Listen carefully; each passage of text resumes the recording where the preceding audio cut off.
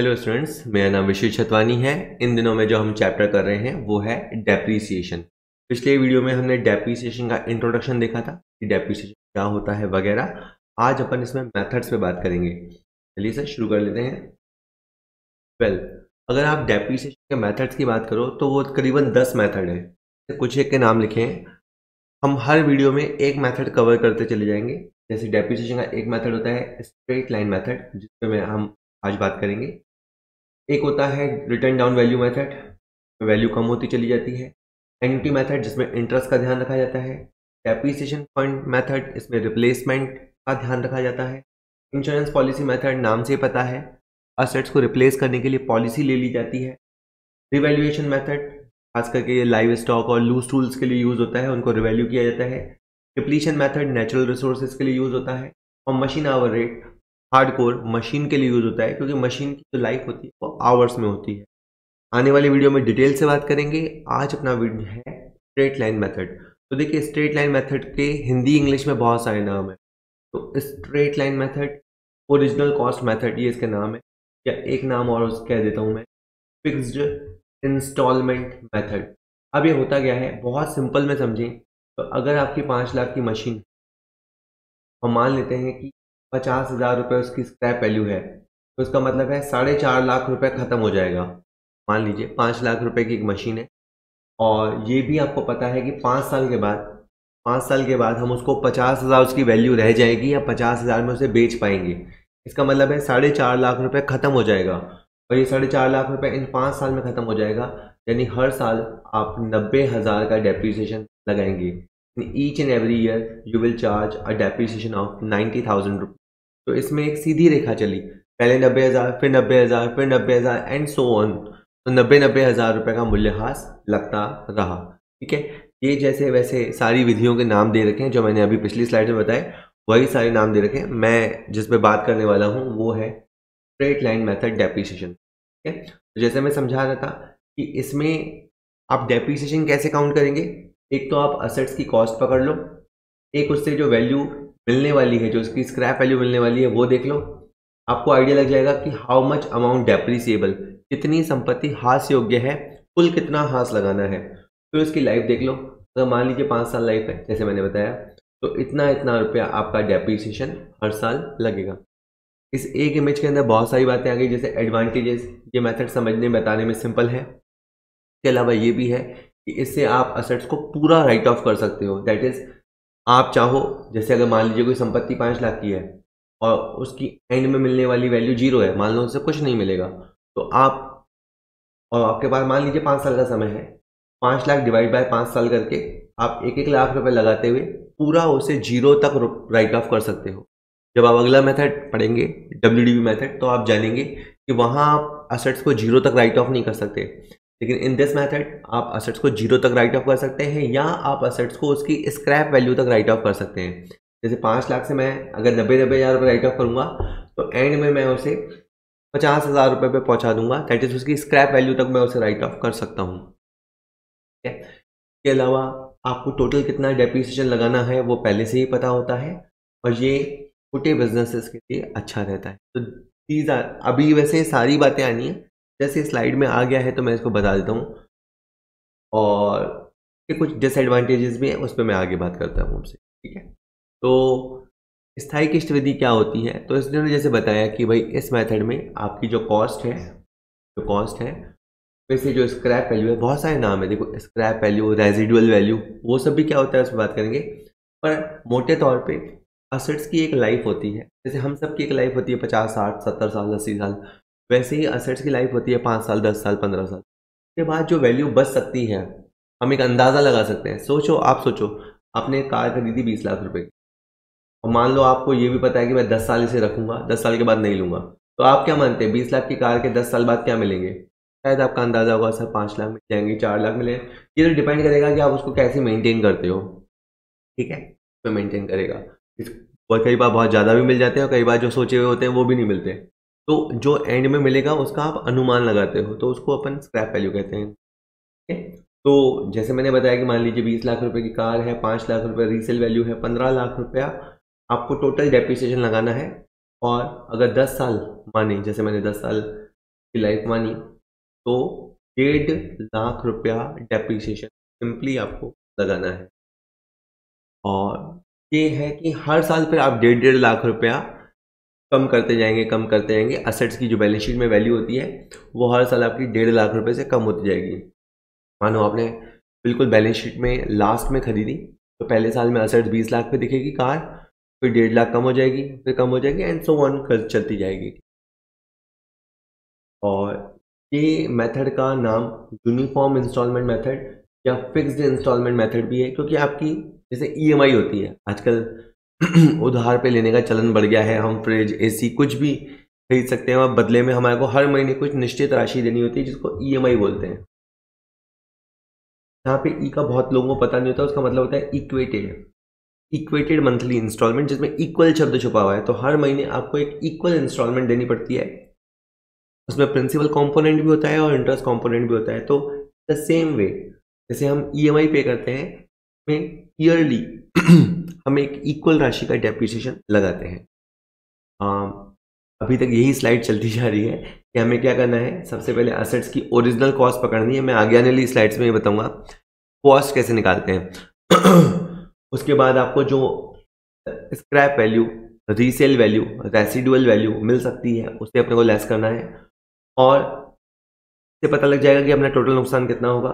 Divided by आपको estimated useful life से divide करना है। हमेशा याद रखिएगा आपको लाइफ शॉर्ट पता नहीं होती आपको एक लाइफ का अंदाज़ा लगाना होता है। तो लाइफ हमेशा एस्टिमेटेड होती है, कॉस्ट हमेशा एक्चुअल एंड हिस्टोरिकल होती है। यानी कॉस्ट कितनी लगी है वो हमें पता है, स्क्रैप वैल्यू का भी हम अंदाज़ा लगाते हैं और लाइफ का भी हम अंदाज़ा लगाते हैं।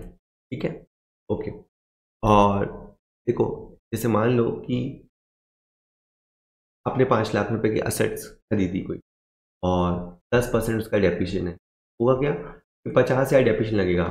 तो पहले साल में आप डेप्रिसिएशन लगाएंगे तो 50,000 रुपये डेप्रिसिएशन लगाएंगे। उसके बाद अगर दूसरे साल में डेप्रिसिएशन लगाएंगे तो भी 50,000 लगाएंगे, और अगर तीसरे साल में डेप्रिसिएशन लगाएंगे तो भी 50,000 का डेप्रिसिएशन लगाएंगे, चौथे साल में भी 50,000। तो इसका मतलब क्या है, अगर आप इसे ग्राफ पेपर पर प्लॉट करोगे तो एक स्ट्रेट लाइन डेवलप होगी। हर साल चूंकि आप सेम अमाउंट के डेप्रिसिएशन लगाते जाएंगे तो इस तरह का चार्ट बनेगा। आप देखते ही समझ गए होंगे कि इस बंदे ने असेट जो खरीदी है उसमें 2012 के अंदर भी डेप्रिसिएशन जो लगा है वो 10,000 लगा है, 2013 में जो भी डेप्रिसिएशन लगा है वो भी 10,000 लगा है, और हर साल डेप्रिसिएशन 10,000 लगता जा रहा है। इसका मतलब डेफिनेटली ये जो लाइन है वो एक स्ट्रेट लाइन है। हमें पता है कि ये ओ होता है, ये एक्स, ये वाई है। तो आपकी जो लाइन है वो ओ एक्स अक्ष के लंबवत चल रही है, ओ एक्स के पैरेलल लाइन चल रही है। ये लाइन सीधी है, इसे अपन स्ट्रेट लाइन मेथड भी कहते हैं। तो देखो में 3 बातें हैं। आपको जो असेट्स हैं हर बार उसकी ओरिजिनल कॉस्ट पे डेप्रिसिएशन लगाना है। हालांकि देखो बहुत सारे स्टूडेंट को ये गलत लगेगा, उनको लगेगा सर 5 लाख में से 50,000 डेप्रिसिएशन हो गया तो नेक्स्ट ईयर का डेप्रिसिएशन तो 4.5 लाख होना चाहिए। लेकिन मैं उसे फिर कहूँगा कि नहीं, तुझे है ना 50,000 डेप्रिसिएशन लगाना है। बुक में वैल्यू 4 लाख भी हो जाए तो भी डेप्रिसिएशन देखो 5 लाख पे लगाना है। तो इसमें ओरिजिनल कॉस्ट पे डेप्रिसिएशन लगाया जाता है, फिक्स राशि का इंस्टॉलमेंट लगाया जाता है, और लाइन खींचने पे एक सीधी रेखा बनती है। इसीलिए मेथड्स के नाम है original cost method, fix installment method, straight line method. तो दीज आर द नेम्स। तो ये मैंने इंट्रो दिया आपको, ठीक है। जैसे मैंने कहा है कि इस विधि के अंतर्गत जब आप डेप्रिसिएशन की राशि को रेखा चित्र यानी ग्राफ पे प्लॉट करोगे तो एक सीधी रेखा बनेगी, इसलिए इसे सीधी रेखा विधि कहेंगे। ओके, एक बार आपका कहेंगे जब डेप्रिसिएशन निकल गया तो आप डेप्रिसिएशन की रेट बना सकते हो। जैसे डेप्रिसिएशन रेट अगर आपको बनानी है, अगर आपको डेप्रिसिएशन की रेट बनानी है तो जितना डेप्रिसिएशन आपने सोचा तो जो असेट कॉस्ट है उसे आप सॉल्व कर सकते हैं। मैं इसका एग्जांपल देता हूँ। सपोज करो आपने एक चीज़ खरीदी वो 1,20,000 की, एक छोटा सा प्लांट खरीदा जो 1,20,000, उसकी 20,000 रुपये स्क्रैप वैल्यू है, तो ये तो आपको वापस मिल जाएगी। यानी आपका नेट 1 लाख रुपये खत्म हो जाएगा। ठीक है, 1 लाख रुपये खत्म हो जाएगा और 10 साल की लाइफ है, तो 1 लाख रुपये खत्म हो जाएगा डिवाइडेड बाय 10 साल की लाइफ है। आपका डेप्रिसिएशन रहेगा वो रहेगा 10,000 रुपये। आपका डेप्रिसिएशन रहेगा 10,000 रुपये। उसके बाद आपको ये बोलेगा कि डेप्रिसिएशन की रेट बनाओ। आपका डेप्रिसिएशन तो आ गया 10,000 रुपये, आपकी ओरिजिनल कॉस्ट है 1,20,000 रुपये, तो 10,000 डिवाइडेड बाई 1,20,000 है इंटू 100, या आप सॉल्व कर लेना, ऑलमोस्ट 8.33% के आसपास है, या जितना भी आएगा। बेसिकली मुझे बताना था, एक तो होता है अमाउंट, तो होता है डेप्रिसिएशन का अमाउंट निकालना कि कैसे निकालते हैं, मैंने बताया, और एक होता है उसकी रेट बनाना। रेट बनाने के लिए फॉर्मूला है डेप्रिसिएशन की अमाउंट अपॉन असेट्स का कॉस्ट 8.3। उसके बाद ये जो स्लाइड में आया है ये है फैक्टर्स अफेक्टिंग डेप्रिसिएशन। अगर कोई कहे कि डेप्रिसिएशन कितना होगा, इसको डिसाइड करने वाले फैक्टर्स कौन से हैं, तो डेप्रिसिएशन डिपेंड करेगा, एक तो आपकी कॉस्ट कितनी है, दैट इज सस्ती वस्तु होगी तो कम डेप्रिसिएशन होगा, छोटी वस्तु होगी तो महंगी डेप्रिसिएशन ज़्यादा होगा। तो डेप्रिसिएशन डिपेंड करता है उसकी कॉस्ट पे, assets पे। एक डेप्रिसिएशन डिपेंड करता है लाइफ पे, अगर लाइफ ज़्यादा होगी तो डेप्रिसिएशन का अमाउंट लोअर होगा, लाइफ छोटी होगी तो डेप्रिसिएशन ज़्यादा होगा। क्योंकि वो एमसीक्यू में किसी भी तरह से क्वेश्चन पूछ सकता है, किसी भी तरह से क्वेश्चन पुट कर सकता है, तो आपको समझ में आना चाहिए। मैं यहाँ बता दूँ, कॉस्ट ज़्यादा होगी तो डेप्रिसिएशन ज़्यादा होगा, कॉस्ट कम होगी तो डेप्रिसिएशन कम होगा। लाइफ में मैंने बताया लाइफ ज़्यादा होगी तो डेप्रिसिएशन कम लगाना पड़ेगा, लाइफ कम होगी तो डेप्रिसिएशन ज़्यादा लगाना। इसी तरह होती है स्क्रैप वैल्यू, कि आप जब असेट्स को बेचेंगे तो आपको क्या मिलेगा। अगर मान लो आपको रीसेल वैल्यू अच्छी मिलती है, तो जो रीसेल वैल्यू अच्छी मिलेगी तो आपकी डेप्रिसिएबल अमाउंट कम हो जाएगी। डेप्रिसिएबल अमाउंट वापस बता दूँ, 10 लाख की चीज़ है और अगर 1 लाख रुपए की स्क्रैप वैल्यू है, तो मतलब है आपको 9 लाख रुपए का डेप्रिसिएशन लगाना है इन टोटल। और अगर 10 लाख रुपए में से स्क्रैप वैल्यू 2 लाख रुपए, तो आपको 8 लाख का डेप्रिसिएशन लगाना है। तो अब आप सोचो, अगर स्क्रैप वैल्यू बढ़ी फिर आपको डेप्रिसिएशन कम लगाना है, और अगर स्क्रैप वैल्यू कम है तो आपको डेप्रिसिएशन ज़्यादा लगाना है। तो these are 3 factors which affects depreciation the most. Okay, अब असेट मैंने जैसे 3 फैक्टर बताया, पहला फैक्टर था कॉस्ट। आप कॉस्ट कैसे डिटरमाइन करोगे, तो देखिए ये भी डिपेंड करता है कि आपने जो संपत्ति खरीदी वो नई है या पुरानी है।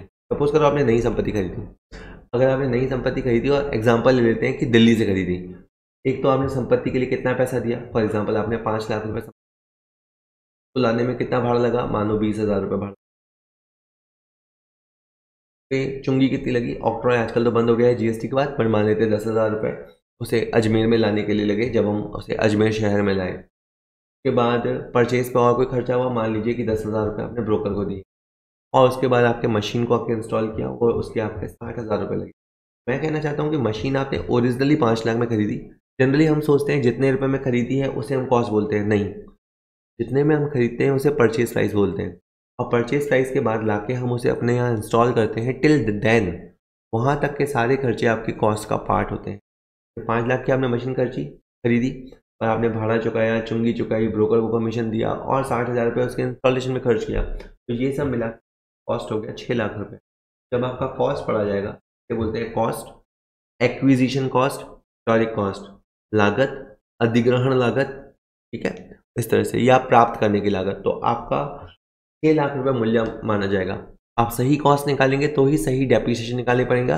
और रूल ये होता है, असेट्स को खरीदे जाने से लेके हमारे प्लेस पे, हमारी फैक्ट्री में इंस्टॉल करने तक, इनफैक्ट उसके रेडी होने तक, जब तक मतलब वो वर्किंग कंडीशन में नहीं आ जाती तब तक के खर्चे कॉस्ट में जुड़ते। अब ऐसा भी हो सकता है कि आपने मशीन सेकेंड हैंड खरीदी, सपोज करो आपने मशीन में खरीदी, सेकेंड हैंड खरीदी, ये सारी बातें जो मैंने बताई वो तो है ही है, और मान लीजिए कि आपने उसके बाद 2 लाख रुपए और खर्च किया, जो 6 लाख रुपए आपने खर्च किया ऊपर, मान लीजिए वो सब तो खर्च किया ही किया, पर चूंकि वो पुरानी थी तो उसको वर्किंग कंडीशन में लाने के लिए आपको 2 लाख रुपए और खर्च करना पड़ा, तो आपकी कॉस्ट 8 लाख रुपए मानी जाएगी। तो जब भी हम सेकेंड हैंड या पुरानी संपत्ति खरीदते हैं तो उसमें एक सिंपल सी बात यह है कि उसके जो रिपेयर के खर्चे होते हैं, तो हम बोलते हैं इनिशियल रिपेयर, शुरू की रिपेयर। देखिए मशीन, प्लांट ऐसी चीज़ें हैं जिनको हर साल रिपेयर की ज़रूरत होती है, हम उस बाद वाली रिपेयर की बात नहीं कर रहे, उस मशीन को स्टार्ट करने के लिए जो रिपेयर की ज़रूरत है उसकी बात कर रहे हैं। तो इनिशियल यानी शुरुआती मरम्मत बोलते हैं, तो वो शुरुआती मरम्मत का खर्चा भी आपको मशीन की कॉस्ट में ऐड करना है, ठीक है। और हो सकता है, बहुत कम होता है, दिलदार लोग नहीं है, पर हो सकता है कि असेट्स आपको गिफ्ट मिली हो या एज अ विल मिली हो। विल में तो क्या होता है, कोई आपका बूढ़ा बुजुर्ग मर जाता है, मरने वाला होता है, तो वो जाने से पहले आपको चीज़ देके जाता है, तो उसे विल बोलते हैं। या आपको कोई असेट्स गिफ्ट में मिली हो, अगर मान लीजिए असेट्स आपको गिफ्ट में मिली तो आपकी कॉस्ट क्या हुई, 0, लेकिन डेप्रिसिएशन के पर्पज से आपकी कॉस्ट जीरो नहीं मानी जाएगी। आपको ये देखना होगा कि पुराना ओनर, आप तो अभी बने हो, असेट्स पहले जिनके पास थी उन्होंने असेट्स कितने में खरीदी थी, फॉर एग्जांपल 4 लाख में, और उन्होंने इसे कितना यूज़ कर लिया, मान लेते हैं 1 लाख रुपए से यूज़ कर लिया, तो अब उसकी वैल्यू आपके लिए मानी जाएगी 3 लाख रुपए। आई रिपीट, अगर आपको कोई प्रॉपर्टी गिफ्ट में मिली है जो कि पुरानी है, और मान लीजिए कि पुराने ओनर के बाद बिल संभाला हुआ है और बिल 4 लाख का है, और ये भी मान लेते हैं कि 1 लाख रुपए उन्होंने यूज़ कर लिया, तो बाकी 3 लाख रुपए वैल्यू आपकी बुक्स में मानी जाएगी। डेप्रिसिएशन के पर्पज से 3 लाख उसकी कीमत मानी जाएगी। तो ये मैंने आपको बताने की कोशिश की कि कॉस्ट कैसे डिटरमिन करते हैं। अब मैं आपको बताता हूँ कि अनुमानित उपयोगी जीवन क्या होता है। तो देखिए, कोई भी एग्जांपल ले लीजिए, मशीन ले लीजिए, कितने साल चलेगी आप उसका अंदाज़ा लगा सकते हैं। कोई कार है, कितने साल चलेगी आप उसका एक अंदाज़ा लगा सकते हैं। इसलिए लाइफ हमेशा, पहली बात है, एस्टिमेटेड होती है। दूसरी बात और है कि लाइफ से मतलब हमारा उसकी फिजिकल लाइफ से नहीं होता। लाइफ से हमारा मतलब होता है जब तक वो हमारे लिए इकोनॉमिकल है। अब मैं इसका मतलब बताता हूँ, ये बहुत क्लियर समझ लेना। जैसे आपकी एक मशीन है, ठीक है, वो प्रोडक्शन करती है, और वो मशीन 10 साल के बाद अब नुकसान ज़्यादा करती है, काम कम करती है, आए दिन बंद हो जाती है, प्रोडक्ट जनरेट होता है तो बहुत ही लो क्वालिटी का होता है, प्रोडक्शन बहुत स्पीड स्लो करती है। इसका मतलब क्या होगा कि 10 साल के बाद वो मशीन फिजिकली तो है, लेकिन वो मशीन अब इकोनॉमिक नहीं रही, मितव्ययी नहीं रही, बचाऊ नहीं रही, अब वो खर्चीली हो गई है। तो हम जब भी डेप्रिसिएशन लगाते हैं, तो जैसे मशीन अब लोहे की बनती है, लोहा तो कभी ख़त्म ही नहीं होता अनलेस उसमें जंग लग जाए। तो कहने का मतलब है, हम ऐसा नहीं कि सर मशीन है इसका क्या होना है, नहीं, कुछ समय के बाद ऐसा होगा कि मशीन आपको फ़ायदा कम और नुकसान करना ज़्यादा कर देगी। तो टिल देन मशीन जब तक हमारा फ़ायदा करे, हम केवल उसी लाइफ को देखते हैं, यानी जब तक वो हमें प्रॉपर सर्व कर पाए। तो इसीलिए मशीन की जो लाइफ आएगी ना वर्ड, उसके साथ वर्ड आप मान के चलेगा कि मशीन की हम देखेंगे इकोनॉमिकल लाइफ, या कहें मशीन की सर्विस लाइफ, या मशीन की यूजफुल लाइफ। कहने को हम इसे सरल शब्दों में कह देंगे मशीन की एक्सपेक्टेड लाइफ, लेकिन मैंने कहा ना लाइफ से मतलब फिजिकल लाइफ से नहीं है। तो जो घर में एक टेबल ही होता है, ठीक है, और फर्नीचर का तो क्या ही बिगड़ना है, लेकिन 5 साल बाद, 10 साल बाद, या शायद 20 साल बाद उसका रंग उड़ जाएगा, शायद उसकी एक टांग टूट जाएगी, शायद और कुछ हो जाएगा, तो उससे बैठने लायक नहीं रहेगा। तो वो फिजिकली तो होगा, लेकिन वो इकोनॉमिकल नहीं होगा। तो ये बात आप अच्छे से ध्यान दीजिएगा, ठीक है। अब क्वेश्चन है तो कैसा भी पूछ सकता है, वो पूछ ले, असेट्स की लाइफ को कौन डिटरमिन करता है, तो एसेट्स कितनी चलेगी। तो एक तो सिंपल बात आप ही सोचो, आप जितना अच्छा उसको रिपेयर मेंटेनेंस उसका केयर करेंगे, असेट्स उतना ज़्यादा चलेगी। तो ये एसेट्स की लाइफ कितनी होगी, ये डिपेंड करेगा कि आपकी रिपेयर और रिनोवेशन पॉलिसी क्या है। अगर आपकी पॉलिसी है कि 10 साल के बाद हम चीज़ों को चेंज कर देते हैं, तो असेट्स की लाइफ उतनी ही रह जाएगी। अगर आपकी पॉलिसी है कि हम असेट्स को टाइम टू टाइम रिपेयर कराएंगे, हर साल सर्विस कराएंगे, तो डेफिनेटली उसकी लाइफ बढ़ जाएगी। इसके अलावा आप असेट्स में वापस एक्सटेंशन कब करने वाले हैं, अब नए इन्वेंशंस, कई बार ऐसा भी होता है कि ताबड़तोड़, मतलब जो तकनीक होती है उसमें ताबड़तोड़ परिवर्तन हो रहे होते हैं, तो फिर असेट्स की लाइफ बहुत कम रह जाती है। अभी जैसे हमारे मोबाइल हैं, कंप्यूटर हैं, इनमें आए दिन नया लेटेस्ट वर्जन आता रहता है। जैसे ही लेटेस्ट वर्जन आता रहता है तो हमारा असेट्स का लाइफ ऑटोमेटिक कम हो जाता है। एक अच्छा खासा कैमरा, अच्छा खासा मोबाइल जो चल सकता था वो भी एक तरह से उपयोग में आना बंद हो जाता है या आउटडेटेड हो जाता है।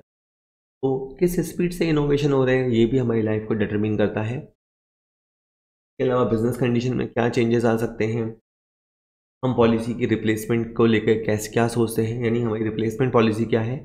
और कई बार जैसे होता है कि स्टैट्यूटरी प्रोविजंस होते हैं, जैसे मान लो कोई चिमनी है, हमने फैक्ट्री पे कोई चिमनी लगा रखी है और हमारे को एक ऑर्डर आया कि आपको हर 5 साल में चिमनी चेंज करनी है। या मान लीजिए कि हमारी फैक्ट्री में कोई machine purifier, sorry, water purifier लगाया हुआ है, और उसका रूल है कि आपको हर 3 साल में वाटर प्योरीफायर चेंज करना पड़ेगा। पेट्स की लाइफ इन बहुत सारी चीज़ों से चेंज होती है, इफेक्ट होती है। मैंने मेनली चीज़ बताई, रिपेयर और रेनोवेशन पॉलिसी से होगी, आपके स्टैट्यूटरी प्रोविजंस क्या हैं उससे चेंज होगी, आप फ्यूचर में कैसे एक्सपेंशन करना चाहते हैं उससे चेंज होगी। तो इन और बाज़ार में जो टेक्नोलॉजिकल चेंजेस हो रहे हैं, से आपकी लाइफ डिटरमिन होती है। अब उसके बाद आ जाती है लास्ट इंपॉर्टेंट बात, वो है रेजिडुअल वैल्यू। रेजिडुअल वैल्यू का मैंने बताया मतलब कि असेट्स की यूजफुल लाइफ खत्म होने के बाद जो वैल्यू आपको मिलेगी, करो 1 लाख, अब वो है 10 लाख रुपए। आपको लगता है कि मैं उसे 10 साल यूज़ करूँगा और उसके बाद मुझे 1 लाख रुपए मिल जाएगा, तो ये 1 लाख रुपए रेजिडुअल वैल्यू, स्क्रैप वैल्यू। अब एक और बात है इसमें, आपको 1 लाख रुपए मिल जाएगा, लेकिन आपको पता है कि वो जो मशीन है जिसकी बात चल रही है उसको आपने ग्राउंड में दबा रखा है या उसको एक प्लेटफॉर्म पे इंस्टॉल कर रखा है। तो जब आप उस मशीन को निकालेंगे तो आपका 20,000 रुपये खर्चा होगा। तो आप बात समझना, आपको मशीन का 1 लाख रुपए मिलेगा, लेकिन 1 लाख मिलने के लिए आपको 20,000 रुपये खर्चा करना पड़ेगा उसको अनइंस्टॉल करने के लिए, ठीक है। या मान लीजिए कि इसके अलावा आपको 5,000 रुपये ब्रोकर को देने पड़ेंगे, इसका मतलब है आपका 25,000 तो खर्च हो जाएगा, तो आपका नेट हाथ में 75,000 रुपये आएगा। तो ये बात भी ध्यान रखिएगा कि डेप्रिसिएशन लगाते समय इतना जनरली कोई डेप्थ में जाता नहीं है, बट बीइंग एन अकाउंटेंट, एक अकाउंटेंट होने के नाते आपको तो सारा कैलकुलेट करना आना चाहिए। वैसे इसकी स्क्रैप वैल्यू 1 लाख रुपए कहलाएगी, लेकिन आपको जो नेट स्क्रैप वैल्यू हाथ में आएगी वो 75,000 रुपये आएगी। तो फिर सर फॉर्मूले में अगर रखना पड़े तो कौन सी रखनी है? फॉर्मूले में फिर 75,000 रखनी चाहिए। स्क्रैप वैल्यू से हमारा जो मतलब होता है, सेंस होता है, वो होता है नेट हमारे हाथ में कितना आएगा। हालांकि इसका आप अंदाज़ा ही लगा सकते हो, इन फ्यूचर ज़्यादा या कम आ सकता है, पर वो बात की बात है। लेकिन अभी आपको जो कंसीडर करनी है वो है आपकी नेट स्क्रैप वैल्यू, ठीक है। तो शुद्ध अवशिष्ट मूल्य का मतलब क्या है? आपको संपत्ति बेचने से जो राशि मिलेगी वो, और उस मशीन को हटाने का जो खर्चा होगा वो। बात ये आती है कि ये मेथड आपके लिए कहाँ यूज़फुल होता है। तो देखिए सर, ये मेथड माना जाता है तो कोई असेट्स लो कॉस्ट है, तो सस्ती संपत्ति है, उसके लिए आप इसको यूज़ कर सकते हैं। कि वो असेट्स की लाइफ, जिसकी कहें यूटिलिटी हर साल एक रहती है। मतलब जैसे मान लीजिए फर्नीचर है, इसका सबसे अच्छा एग्जांपल मैं फर्नीचर को मानता हूँ। फर्नीचर क्या है, इस साल भी बैठने का काम आता है, अगले साल भी बैठने का काम आता है। अभी मान लीजिए आपने सोफा टेबल लगा रखा है, उस पर 10 लोग बैठते हैं, तो ऑब्वियस सी बात है हर साल उस पर 10 लोग बैठ पाएंगे। कहने का मतलब है जिसकी यूटिलिटी सेम रहती है तो उसके लिए मेथड अच्छा माना जाता है। वो संपत्ति जिसमें ऑब्सोलीट होने के चांसेस कम हो, आउटडेटेड होने के चांसेस कम हो, तो ये मेथड अच्छा माना जाता है। और संपत्तियाँ जिन पे रिपेयर रिनोवेशन का खर्चा कम हो, तो अब आप याद कर लीजिए कि जो फर्नीचर होते हैं, पेटेंट कॉपीराइट जिनकी फिक्स लाइफ होती है, और शॉर्ट टर्म लीज एक फिक्स लाइफ होती है। लीज मतलब क्या होता है कि आपको कोई प्रॉपर्टी मिलेगी, आप उसे यूज़ करेंगे। जैसे आपको कोई मैदान मिल गया है, खेत मिल गया, आपने एक खेत 5 लाख रुपए में लिया और 5 साल तक आप उसका खेत का मनचाहा यूज़ कर सकते हैं। तो हर साल उससे आपको इक्वल यूटिलिटी मिलेगी। तो ये कुछ चीज़ों में एग्जांपल है कि इन चीज़ों पे आपको डेप्रिसिएशन लगाना चाहिए। कौन से मेथड? स्ट्रेट लाइन मेथड से। वैल्यू कम हो, जिनकी यूटिलिटी जिनसे सेम जनरेट होती हो, कि रिपेयर रिनोवेशन पे बहुत कम खर्चा होता हो, और जो बहुत स्लो स्पीड से ऑब्सोलीट होती हो, वहाँ आपको स्ट्रेट लाइन मेथड यूज़ करना चाहिए। अब हर मेथड में कुछ अच्छाइयाँ होती है, कुछ बुराइयाँ होती है। तो मेथड की अच्छाइयाँ क्या है? मेथड बहुत ही सिंपल है। मेथड में आपको कैलकुलेशन बहुत ही कम करने पड़ेंगे। इसके बाद है कि इसमें आपका डेप्रिसिएशन हर साल इक्वल रहेगा, तो P&L पे इक्वल इम्पैक्ट आएगा। तो आप समझ सकते हैं कि P&L पे कितना इम्पैक्ट हर साल आने वाला है, और इस असेट्स में आप उसे 0 तक ले जा सकते हैं। अगर आपके 1 लाख भी डेप्रिसिएशन तो 10 साल में 0 तक ला सकते हैं। ये कुछ कहते हैं एडवांटेजेस या फीचर्स हैं, ये स्ट्रेट लाइन मेथड में होता है। खास करके ये 2 याद रखिएगा, ये मेथड सिंपल है, इस मेथड में मैथमेटिकल कैलकुलेशन बहुत कम होती हैं। और अब बिल्कुल लास्ट स्लाइड है, इसमें हम कुछ डिसएडवांटेज पढ़ेंगे। अच्छी होने के बावजूद इसमें कुछ खराबियां हैं। और इसका एक तो ये कहते हैं कि पहले तो असेट्स नहीं होती है, तो उसका डेप्रिसिएशन समझ में आता है। बाद में असेट्स की वैल्यू कम होती जाती है, असेट्स की वैल्यू तो कम होती जाती है, फिर भी इसमें डेप्रिसिएशन इक्वल लगता है। तो ये इनको थोड़ा सा अनफेयर लगता है। बहुत सारे लोगों को लगता है कि असेट्स की वैल्यू तो कम हो रही है, अब वो उतनी उपयोगी तो है नहीं, यूटिलिटी उतनी तो है नहीं, फिर आप डेप्रिसिएशन इस पर इक्वल क्यों लगा रहे हो? तो बुराई करने वाले इस तरह से बुराई करते हैं। अभी सेकंड कहते हैं कि इसमें क्या होता है सर, हर साल डेप्रिसिएशन और रिपेयर का खर्चा। अब ये कहते हैं कि खर्चा ऐसा होता है जो ग्रेजुअली बढ़ता जाता है। शुरू में बनावट भी कम होती है, रिपेयर भी कम होती है। बाद में आप देखो, कोई भी घर में आपका पुराना स्कूटर होगा तो सोचो क्या हाल है। पुराना स्कूटर है तो वो घिसता भी ज़्यादा है, रिपेयर भी ज़्यादा है। और जब वो नया था तब क्या था, पहले साल में तो शायद खर्चा ही नहीं हुआ होगा, पहले साल में तो आपने उसे सर्विस पे ही नहीं डाला होगा। तो ये है खास। डेप्रिसिएशन और रिपेयर, इनका कहना है ये खर्चे शुरू में लो होते हैं, बाद में हाई होते हैं, लेकिन आप इसे बुक्स में हमेशा डेप्रिसिएशन को इक्वल रेट पे चार्ज कर रहे हो, ये आपत्ति है। इसे आपको बढ़ता हुआ चार्ज करना चाहिए था। इसके बाद है कि अगर आपकी एसेट्स यूजेबल नहीं रहती है तो उसके बाद आपके पास इस मेथड में रिप्लेसमेंट की कोई व्यवस्था नहीं है। आपके जितने भी मेथड में पढ़ाऊंगा तो एक आपका आएगा प्रोविजन सिंकिंग फंड, एक सिंकिंग फंड मेथड ऐसा है और एक पॉलिसी मेथड ऐसा है। इन दो मेथड में आपके पास असेट्स के रिप्लेसमेंट का बंदोबस्त होता है। इन दोनों के अलावा आपके पास किसी मेथड में असेट्स के रिप्लेसमेंट का बंदोबस्त नहीं होता। तो आप एक कॉमन ये तो आप याद कर ही लीजिए कि हर मेथड में आपको ये बुराई तो लिखनी है कि इस मेथड में असेट्स के रिप्लेसमेंट की कोई व्यवस्था नहीं है। बस ये दो मेथड में आप मत लिखिए, सिंकिंग फंड में और पॉलिसी मेथड में, इनमें रिप्लेसमेंट की व्यवस्था होती है, बाकी किसी मेथड में व्यवस्था नहीं होती है।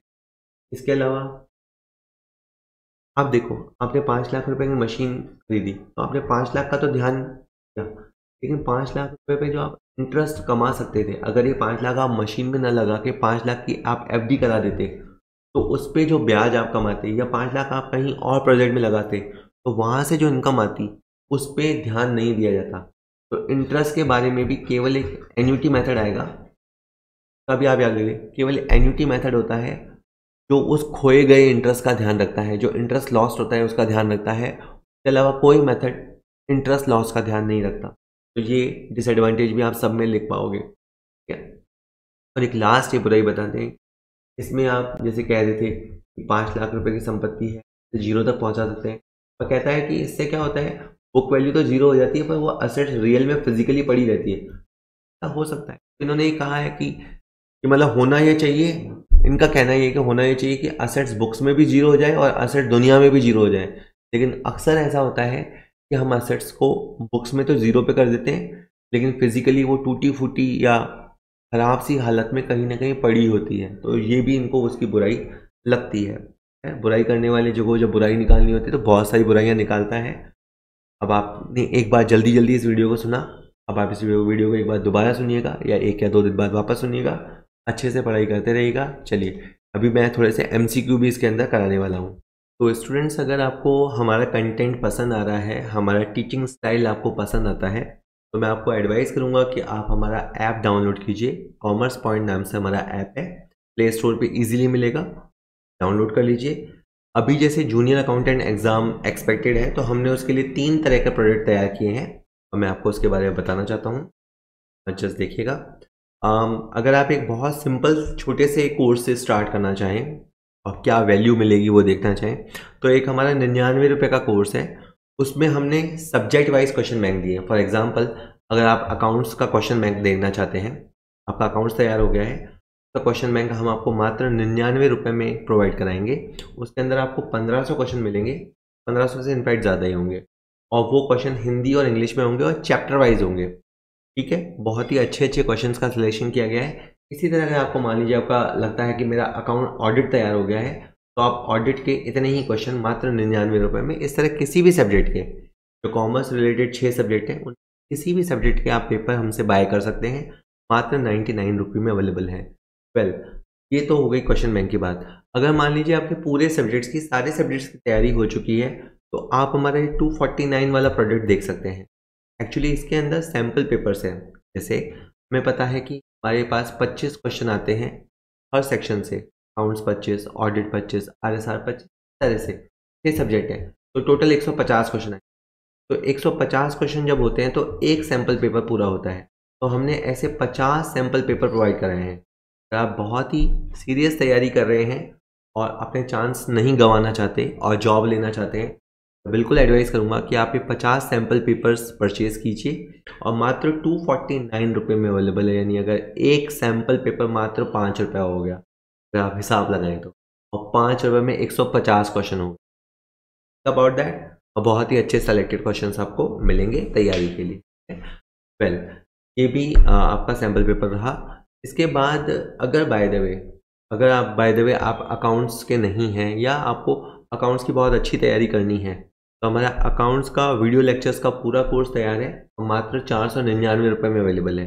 इसके तहत अगर आप ये 499 का कोर्स लेते हैं तो हमने आपको सैम्पल पेपर्स फ्रीली प्रोवाइड कराए हैं। जो सैम्पल पेपर्स 249 की वर्थ के थे वो भी हमने फ्रीली प्रोवाइड कराए हैं।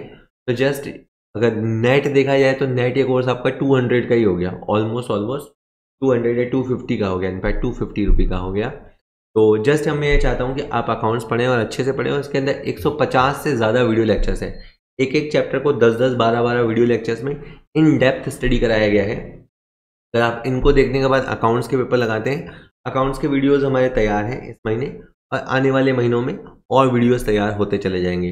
लगता है जब आप ये वीडियो देख रहे हो तो सारे कोर्स आपको पूरे अवेलेबल मिले, जस्ट आप जा सकते हैं।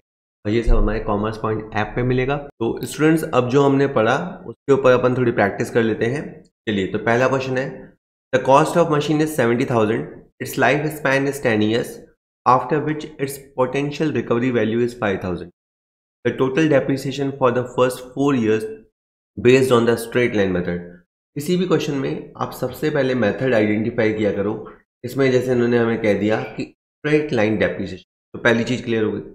अब आप देखो, आपकी जो मशीन है वो 70,000 की है, और ये भी कि जो मशीन की पोटेंशियल यानी संभावित रिकवरी वैल्यू है जो उससे हमें मिल सकता है वो 5,000 है। इसका मतलब ये भी है कि 70,000 में से 5,000 हमें मिल जाएगा और 65,000 रुपया हमारा ख़त्म हो जाएगा। ये 65,000 रुपये कोई एक साल में ख़त्म नहीं होगा, इस मशीन का लाइफ स्पान 10 साल का है, यानी 6,500 रुपये का डेप्रिसिएशन लगेगा पर एनम। 6,500 डेप्रिसिएशन। अब आप देखो, इसमें से 6,500 ऑप्शन है नहीं, पर कई बार 6,500 ऑप्शन होगा और आप ताबड़तोड़ आंसर लिख देंगे, जबकि इसमें लिखा है प्रथम 4 वर्षों का कुल हास कितना होगा। पहले 4 वर्षों का, तो पहले साल, दूसरे साल, सब साल इक्वली रह रहे हैं क्योंकि स्ट्रेट लाइन मेथड है। तो 6,500 मल्टीप्लाई 4 साल, आपका टोटल डेप्रिसिएशन फॉर 4 ईयर बनेगा, जो कि पूछा गया है वो है 26,000 रुपये। तो आपको आंसर देना है बी। तो थोड़ा सा ध्यान से किया करिए, 1 सेकंड या 2 सेकंड की जल्दी कहें या लापरवाही कहें वो आपका क्वेश्चन खराब कर देगी और आपका बाद में मूड खराब कर देगी। Next, the cost of a motor car on January 18 was 4 lakh. आप हिंदी इंग्लिश जिसमें कंफर्टेबल हो, इसीलिए स्क्रीन पे दोनों आ रहे हैं क्वेश्चन। आप बस स्क्रीन पॉज कर लीजिए, मेरी आवाज़ मत सुनिए, आप क्वेश्चन खुद ही देखो, और यही सही तरीका होता है। जनवरी 18 को एक मोटर कार थी 4 लाख रुपए, रेट ऑफ डेप्रिसिएशन है 10% पर एनम। अब देखो यहाँ पे 10% लिखा हुआ है, आगे स्ट्रेट लाइन मेथड या रिटर्न डाउन वैल्यू मेथड जो इसके बाद आएगा अगले वीडियो में, वो मेथड नहीं लिखा हुआ है, मेथड का नाम नहीं दे रखा है। What will be the book value of motor car on जनवरी 21? अभी आप खड़े हो जनवरी 18 पे और आपसे वैल्यू पूछ रहा है जनवरी 21 की, यानी 3 साल बाद की, बाय फिक्स इंस्टॉलमेंट मेथड जो आपने सीखा आज, and return down value method respectively. तो ये क्वेश्चन में मैं आज वाला मेथड और आगे आने वाले वीडियोस का जो मेथड है वो भी बताऊंगा। तो बहुत सिंपल होता है। देखिए, जब 4 लाख है तो आपको डेप्रिसिएशन लगाना है 40,000 रुपये पहले साल में, 40,000 डेप्रिसिएशन लगाना है दूसरे साल में, 40,000 डेप्रिसिएशन लगाना है तीसरे साल में। यानी ये डेप्रिसिएशन लगाया आपने 2018 में, ये 2019 में, ये 2020 में, और इतना डेप्रिसिएशन लगाने के बाद जो आपकी बुक्स में वैल्यू बचेगी, मोटर कार 4 लाख की थी, 3 साल के बाद जो वैल्यू बचेगी वो है 2,80,000 रुपये, 2,80,000 रुपये। तो ये तो हो गया आपका मेथड, स्ट्रेट लाइन मेथड। और जो दूसरा मेथड है उसमें क्या होगा, उसमें ऐसा होता है 4 लाख में से पहले 10% डेप्रिसिएशन कटेगा और जो वैल्यू बचेगी वो बचेगी 3,60,000। उसके बाद फिर 10% डेप्रिसिएशन कटेगा जो कि होगा 36,000, तो आपकी वैल्यू बचेगी 3,24,000 समथिंग। और फिर उसके अंदर से 10% डेप्रिसिएशन कटेगा और फिर आपकी वैल्यू होगी करीबन 91,600। ठीक है, आप देखिए, ये बहुत तरह के क्वेश्चन बन सकते हैं। जैसे ये पूछ लेगा 3 वर्षों का टोटल डेप्रिसिएशन कितना होगा, तो इस मेथड में 120,000 बन रहा है और इस मेथड में 121,000 से कम बन रहा है कि डेप्रिसिएशन इस वाले मेथड में कम होता जाता है। खैर, मैं तो अभी आपको इस क्वेश्चन का आंसर बताऊं तो 4 लाख में से ये डेप्रिसिएशन घटा के बुक वैल्यू बची 280, तो 280 इस वाले ऑप्शन में है, 280 इस वाले ऑप्शन में भी है। और जो रिटर्न डाउन वैल्यू मेथड है उसमें डेप्रिसिएशन कम होता जाता है, उस हिसाब से 291,600 है, तो ये आंसर डी इसका आंसर होगा। होप मैं आपको समझा पाया। वो ये भी पूछ सकता था कि दोनों मेथड में कितना अमाउंट डिफरेंशिएट है, तो दोनों मेथड में करीबन करीबन आप देखेंगे तो 11,600 का फर्क है, तो 11,600 का डेप्रिसिएशन कम लगा है। Well, the cost of fixed assets of a business has to be written off over its. कहता है जो ये अकाउंटेंट को समझ में आना चाहिए कि आपके पास जो फिक्स्ड एसेट्स है में जो आपको पैसा लगा है वो आपको धीरे धीरे ख़त्म कर देना चाहिए। तो धीरे धीरे का मतलब कितने साल में? असेट्स की नेचुरल लाइफ में, असेट्स की अकाउंटिंग लाइफ में, असेट्स की फिजिकल लाइफ में, या असेट्स की इकोनॉमिकल लाइफ में, या एस्टिमेटेड इकोनॉमिकल लाइफ में। तो असेट्स हमें ख़त्म करनी चाहिए एस्टिमेटेड इकोनॉमिकल लाइफ में। देखिए वीडियो के दौरान मैंने बताया था, हो सकता है कि एक प्लांट आपके पास 20 साल की लाइफ हो और उसके बाद वो ख़त्म हो जाए, लेकिन ऐसा भी हो सकता है कि प्लांट 15 साल के बाद ही रिपेयरिंग ज़्यादा मांगता है, प्रोडक्शन कम करता है, यानी उसे प्रोडक्शन करना आपके लिए खर्चीला है। तो भले ही प्लांट 20 साल जीता हो, लेकिन वो हमारे लिए तब तक मतलब का है जब तक वो हमारे लिए इकोनॉमिकल हो, सस्ता हो, मितव्ययी हो, हमारे यूज़ का हो, तो उतने साल में। तो बीइंग एन अकाउंटेंट आप समझिए एसेट्स को हमें 15 साल में राइट ऑफ करना चाहिए, जैसे मैंने अभी एग्जांपल में बताया कि ये इस इकोनॉमिक लाइफ है। क्या आप गलत मत लीजिएगा, पर इसे आप दूसरे तरीके से समझिए कि जैसे एक इंसान होता है, तो मान लीजिए कि वो इंसान इस तरह की जॉब करता है कि 60 साल तक वो प्रोडक्टिव है, ठीक है। मान लीजिए उसकी लाइफ एक्सपेक्टेंसी 80 साल है, लेकिन ये 20 साल वो किसी काम का नहीं है, प्रोडक्शन वाइज या अर्निंग वाइज या सर्विस वाइज वो किसी काम का नहीं है। यहाँ तक वो सर्व कर सकता है सोसाइटी को। तो इंसान को तो अपन ऐसा नहीं कर सकते कि 60 साल का हो गया, उसका यूज़ खत्म हो गया तो उसे मार दो। मैं बस एक समझाने के लिए बता रहा हूँ कि उसके बाद उसमें कमाई खत्म हो जाती है और डिपेंडेंसी स्टार्ट हो जाती है, अगर वो पेंशन केस ना हो तो। हाँ, लेकिन असेट्स में जितने साल वो यूज़फुल रहेगी उतने साल के अंदर हम उसका डेप्रिसिएशन लगा लेंगे। अगर और ज़्यादा समझाऊँ, कुछ ज़्यादा ही हो गया फिर भी, अगर 1.5 लाख की लाइफ है, 1.5 लाख रुपए की वैल्यू है, आपका 15 साल का समय है, तो आपको 10,000 डेप्रिसिएशन लगाना चाहिए। आपको उसकी टोटल लाइफ 20 साल है, उसको कंसीडर नहीं करना चाहिए, उसकी एस्टिमेटेड इकोनॉमिक लाइफ को देखना चाहिए। वेल, एक मशीन है, लिखिए cost of machine 50,000, provision for depreciation 15,000, machine sold for 40,000, brokers commission 2,000, machine removal expenses 1,000, what is the profit और लॉस? वेल, ये सिंपल एक मैथमेटिकल क्वेश्चन है। सपोज आपने एक मशीन 50,000 में खरीदी, ठीक है, हिसाब लगाना, 50 में से आपने 15,000 उसे यूज़ कर लिया। आप मान लीजिए उसे 3 साल से यूज़ कर रहे हैं, 15,000 आपने यूज़ कर लिया, तो उसकी वैल्यू बची 35,000। अब 35,000 बची और हमने उसे 40,000 में बेचा, तो पहली बार में हमें लगता है कि हमें 5,000 का प्रॉफिट हुआ। यहाँ तक का क्वेश्चन होता है, सही है कि 35 की चीज़ को हमने 40,000 में बेचा, 5,000 का प्रॉफिट हुआ, लेकिन ब्रोकर ने कमीशन भी तो लिया है और मशीन को हटाने में पैसा भी तो लगा है। हमारा प्रॉफिट इतना कम हो जाएगा। अब हमारा फाइनल प्रॉफिट आ जाएगा 2,000 का प्रॉफिट, ठीक है। आपको इस तरह से समझना है मशीन को आपने कितने यूज़ कर लिया था, सेलिंग वैल्यू क्या है, मोटे तौर पे आपने 5,000 प्रॉफिट कमाया, लेकिन ब्रोकर की कमीशन की वजह से और उसको हटाने पे जो खर्चे हुए उस वजह से आपका final profit on the sale 2,000 rupee कहलाएगा। ये सब आप अकाउंट्स में पढ़ेंगे कि 2,000 का प्रॉफिट है, मशीन को बेचने से जो पैसा मिला, कैपिटल रिसिप्ट कहते हैं, बट उस पर अपन बाद में आएंगे।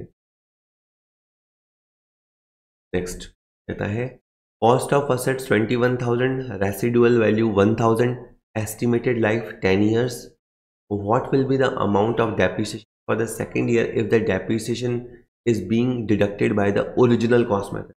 तो अगेन मैंने कहा जैसे सबसे पहले फोकस ऑन द मेथड, तो ओरिजिनल कॉस्ट मेथड यानी आपका स्ट्रेट लाइन मेथड की ही बात कर रहा है। मोस्ट ऑफ द क्वेश्चन आज की वीडियो से ही लिए हैं मैंने। तो जैसे 21,000 रुपये तो आपकी कॉस्ट लगी और आपको लगता है कि 1,000 रुपये वापस आ जाएगा, इसका मतलब है कि 20,000 रुपया आपको ख़त्म करना है। 20,000 आपको ख़त्म करना है 10 साल के दौरान, तो आपको 2,000 रुपये हर साल ख़त्म करना। आपकी जो डेप्रिसिएशन रहेगी वो रहेगी 2,000 रुपये पर साल। ठीक है, क्या पूछा हमसे? What will be the amount of depreciation for the second year. Well ये उलझाना चाहता है, फर्स्ट ईयर में भी डेप्रिसिएशन का यही रहेगा, इवन सेकेंड ईयर में भी इसका डेप्रिसिएशन यही रहेगा। तो 2000 ही आंसर होगा, चाहे किसी भी वर्ष का डेप्रिसिएशन पूछता, क्योंकि हमारा मेथड स्ट्रेट लाइन मेथड है। तो ध्यान, बहुत सारे बच्चे में भी जो एक्स्ट्रा होशियारी करें, कोई लगा 20,000, फिर 2000 चला गया, अब तो 18,000 बचा, फिर तो 18,000 पे सर 1800 के आसपास होना चाहिए। नहीं, आप मेथड पे डिपेंड करते हैं। आप जो भी मेथड कर रहे हो that is straight line method, में 2000 ही आएगा। Next, a machine was purchased for 3 lakh and its residual value after its useful life of 9 years would be 30,000. 20,000 will be spent on the repairing this machine at the end of the 4. What will be the rate of depreciation per year under the straight line method? आपके बार इन्होंने method तो वही रखा है straight line method, लेकिन आपसे इन्होंने rate पूछी, क्या रेट होगी, दर क्या होगी। सॉरी, पहले आप सिंपल से जाइए। 3 लाख की मशीन है, 1000 रुपये से आपको वापस मिलेंगे, तो आपको ख़त्म करना है, आपका टारगेट वैल्यू है 2,70,000 को ख़त्म करना है। 2,70,000 को ख़त्म करना है 9 साल में, तो आपको हर साल जो डेप्रिसिएशन लगाना है वो 30,000 लगाना है। तो ये तो आपने डेप्रिसिएशन अमाउंट निकाली। दूसरी बात, इन्होंने ये जो कहा है कि भाई 20,000 रुपये हमें मशीन की रिपेयर पे खर्च करने होंगे चौथे साल, तो रिपेयर का अभी मशीन की कॉस्ट से कोई लेना देना नहीं। 4 साल के बाद मशीन पे खर्चा होगा तो होगा, तो मशीन की कॉस्ट से कोई लेना देना नहीं है। अगर मशीन खरीदते समय इमीडिएट रिपेयर होता है, जब हमने सेकेंड हैंड मशीन खरीदा तो मैंने बताया था इमीडिएट रिपेयर होता है तो वो उसकी कॉस्ट में जुड़ता है। 4 साल बाद जो खर्चा होगा वो आपको नहीं जोड़ना है। पहली बात रही कि आपका डेप्रिसिएशन हो गया और 3 लाख रुपए हो गई आपकी कॉस्ट, तो इस तरह से आप परसेंटेज बनाएंगे, डेप्रिसिएशन रेट बनेगा 10% पर एनम। इस क्वेश्चन की डेप्रिसिएशन रेट जाएगी हो जाएगी 10% per annum straight line method basis, ठीक है। तो इसका फॉर्मूला क्या हुआ, रेट का डेप्रिसिएशन ऑन कॉस्ट इनटू ऐसे करके आपकी रेट बन जाएगी। चलिए थोड़ा सा और है, the cost of machine is 5,70,000, it's scrap value is 25,000 and useful 10 year, the depreciation per annum under the straight line method. वापस वही लड्डू क्वेश्चन, वापस वही 5 लाख की मशीन, 25,000 उसकी रीसेल वैल्यू है, 5 लाख डेप्रिसिएबल वैल्यू है, साल की यूजफुल लाइफ है, 54,500 पर एनम, हर साल आपका 54,500 का डेप्रिसिएशन लगेगा। बिल्कुल आसान क्वेश्चन। जब क्वेश्चन, मेरा वैसे मानना है हमेशा से कि जब क्वेश्चन आसान लगने लग जाए ना, तब हमें मानना चाहिए कि हमें ये चीज़ आ गई है। जब क्वेश्चन देखते ही मन में लगा है ये तो यूं ही कर देंगे, तब जाके तब टिल देन प्रैक्टिस करनी चाहिए। Match list 1 with the list 2 and select the correct answer using the codes given below. तो पहली लिस्ट में आपको आइटम दे रखे हैं, दूसरे लिस्ट में आपको असेट दे रखे हैं। आइटम्स हैं amortisation, depreciation, price rise, depletion. सामने कुछ संपत्तियां हैं, तो किस संपत्ति के लिए कौन सा मूल्य अच्छा रहेगा। तो मैंने बताया था इस वाले वीडियो में और पिछले वीडियो में भी कि जो अमोर्टाइजेशन होता है वो इंटेंजिबल असेट्स के लिए यूज होता है। अमोर्टाइजेशन, अब इसमें इतने होशियार हैं लोग, इन्होंने इंटेंजिबल असेट्स भी नहीं दिया। इंटेंजिबल असेट्स आपको पहचानना आना चाहिए। पेटेंट जो होता है वो इंटेंजिबल असेट, एग्जाम्पल जैसे क्वेश्चन सेट किया इन्होंने, एक के साथ 4 सेट हुआ। अभी जो डेप्रिसिएशन है वो उन फिक्स एसेट्स पे होता है जो दिखाई देते हैं। लैंड और बिल्डिंग दोनों दिखाई देते हैं, बट लैंड पे डेप्रिसिएशन जनरली नहीं होता, तो आपका बिल्डिंग जमेगा। बिल्डिंग आपका टेंजिबल फिक्स्ड एसेट्स का एग्जांपल है। P2 के बाद प्राइस राइज, अक्सर कीमतों में वृद्धि लैंड में दिखी जाती है क्योंकि लाइफ इनफाइनाइट होती है, सप्लाई लिमिटेड है, खुद इसकी लाइफ अनलिमिटेड है। तो जो प्राइस राइज है वो लैंड के साथ लगता है। और जो डिप्लीशन होता है, जो खाली होना होता है कि असेट्स खाली होता जाता है, तो डिप्लीशन का यूज वेस्टिंग असेट्स के साथ होता है। और जो तेल के कुएं हैं वो वेस्टिंग असेट्स यानी क्षयशील संपत्ति का उदाहरण है। तो डिप्लीशन वेस्टिंग एसेट्स के लिए यूज़ होता है, और डी के साथ 3 जाएगा, कोड बने 4213, 4213 is the code, D will be the answer. इसके बाद अपन देखें 2 क्वेश्चन और हैं। Original cost of assets means, जब हम कहते हैं कि असेट्स की कॉस्ट क्या है, कॉस्ट का मतलब होता है उसको परचेज करने पे जो लगा, प्लस उसके ट्रांसपोर्टेशन में जो लगा, प्लस उसके इंस्टॉलेशन पे जो लगा, यानी हमने उसे जितने रुपए में प्राप्त किया। इन्होंने पहला ऑप्शन दिया है वो कीमत जिस पर असेट्स को खरीदा बेचा जाता है, बी ऑप्शन वो कीमत जिस पर असेट्स को खरीदा जाता है, तीसरे में कहा इन्होंने वो कीमत जो कॉस्ट प्राइस है जिसमें प्रॉफिट ऐड हो, चौथा है वो कीमत जिस पे असेट्स को बेचा गया है। तो हम कहेंगे नहीं, ओरिजिनल कॉस्ट का मतलब वो प्राइस पे हमने असेट्स को खरीदा है प्लस खरीदने के बाद, जैसे मान लें हमने प्रॉपर्टी को दिल्ली में खरीदा, हम अजमेर के हैं, तो दिल्ली से लेके अजमेर तक लाने का जो ट्रांसपोर्ट का खर्चा होगा, जो रास्ते का इंश्योरेंस होगा, अजमेर में उसके जो इंस्टॉलेशन का खर्च होगा, और जब तक वो प्रोडक्शन करना शुरू नहीं कर देती तब तक जो खर्चा लगेगा वो सब असेट्स की कॉस्ट में ऐड ऑन होगा, और इसको टेक्निकली बोलते हैं तब तक के खर्चे को कैपिटलाइज किया जाएगा, इसी में बोलते हैं तब तक के खर्चे को पूंजीकृत किया जाएगा। चलिए, इसके बाद है the formula to find the amount of depreciation under the fixed installment method. Fixed installment method यानी straight line method. Straight line method में आप क्या करते हैं, सबसे पहले कॉस्ट देखते हैं, उसमें से उसकी स्क्रैप वैल्यू हटाते हैं, और फिर आप उसे लाइफ से डिवाइड करते हैं, तो आपको पता लगता है डेप्रिसिएशन का अमाउंट कितना होगा। इस फॉर्मूले को इधर उधर घुमा के, हो सकता है कि आपसे डेप्रिसिएशन और घुमा फिरा के वो आपसे लाइफ, कॉस्ट, स्क्रैप वैल्यू कुछ भी फाइंड आउट करवा सकता है, याद रखिएगा। तो देखिए इसमें से कौन सा ऑप्शन, बी ऑप्शन सही लग रहा है, कॉस्ट प्राइस, स्क्रैप वैल्यू और लाइफ। एक और बात बता दूं, जो आपकी कॉस्ट प्राइस होती है वो आपकी एक्चुअल या हिस्टोरिक होती है, स्क्रैप वैल्यू जो होती है वो हमेशा एस्टिमेटेड होती है, और लाइफ टाइम जो होता है वो है। ये इसका आंसर रहा। होप मैं आपको सारा समझा पाया। वीडियो अच्छा लगा हो, वीडियो को शेयर कीजिए, लाइक कीजिए, वीडियो को देखते रहिए, उसके बाद अपने दोस्तों को शेयर कीजिए।